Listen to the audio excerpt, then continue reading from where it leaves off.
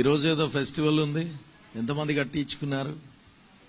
Prayer అయిన తర్వాత కట్టించుకుంటారా? మీకు తెలుసా ఈ రాఖీ పండుగ అంటే ఏంటో? చాలా మంది అంటూ ఉన్నారు, అనుకుంటూ ఉన్నారు, ఇది అన్నా చెల్లెల మధ్య ఉండేటువంటి ఒక బంధానికి గుర్తు, దీనిలో తప్పులేదు, దేవుని నమ్మిన వారు కూడా చేయొచ్చు అని అంటూ ఉన్నారు. చేయొచ్చు, చేయకూడదు అనేటువంటి మాట నేను చెప్పడానికి ముందు దానికి సంబంధించినటువంటి అనేకమైనటువంటి పురాణాలలో కొన్ని వృత్తాంతాలు ఉన్నాయి.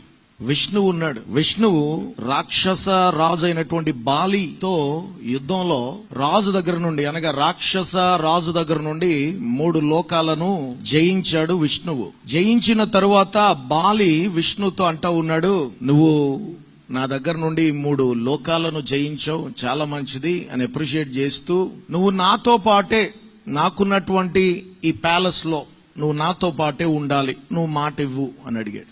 సరే, విష్ణు వెంటనే సరే నేను నీతోనే ఉంటానని వాగ్దానం చేశాడు. మాట ఇచ్చాడు కదా. కాబట్టి రాక్షస రాజుతో పాటు దేవుడు అని పిలువబడుతున్న విష్ణువు కూడా ఒకే ప్యాలెస్ లో ఉంటా ఉన్నారు. కొంతకాలానికి విష్ణువు యొక్క భార్య లక్ష్మి, ఆమె తన స్వస్థలానికి వెళ్ళిపోవాల్సి వచ్చింది. ఏంటనంటే వైకుంఠానికి వెళ్ళాలి. ఆమె వెళ్ళాలి అనంటే తన భర్త తనతో రావాలి. తన భర్త రావాలి అనంటే తన భర్త వాగ్దానం చేశాడు బాలికి, నేను నీతోనే ఉంటాను అని. దీనికి ఏం చేసింది లక్ష్మి అనంటే, ఒక రాఖీ దారంతో చేయబడినటువంటి బ్రేస్లెట్ ఒకటి తీసుకుని వెళ్ళి బాలికి కట్టేసింది. అన్నయ్య కింద అన్నయ్యకి కట్టిన తర్వాత, బాలికి కట్టిన తర్వాత లక్ష్మి అడుగుతా ఉంది బాలిని, నేను నీకు రాఖీ కట్టాను కదా, నీవు నాకు ఒక బహుమతిని ఇవ్వాలి అని అడిగాడు.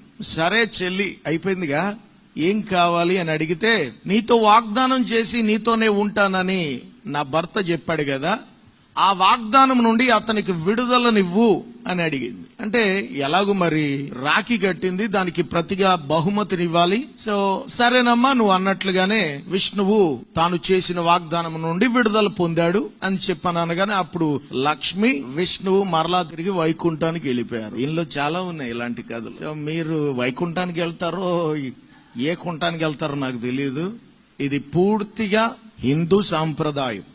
ఏది అన్యాచారమో, ఏది హిందూ సాంప్రదాయమో, ఏది వేరే వేరే పరిస్థితుల నుండి మనకు వచ్చిందో, ఇవన్నీ కూడా నేను చెప్పడం జరిగింది. కానీ ఇప్పటికీ కూడా చాలా మంది వాటిని చేస్తూ ఉన్నారు. దానిని చేస్తూ దానికి ఏవేవో కొన్ని కారణాలు చూపిస్తూ ఉన్నారు. ఒకటి గుర్తుపెట్టుకోండి, నేను ఇక్కడ మీకు చెప్పడానికి మాత్రమే ఉన్నా, మీ చేత చేయించడానికి లేను. మీరు చేయడం చేయకపోవడం అనేది అది మీకున్నటువంటి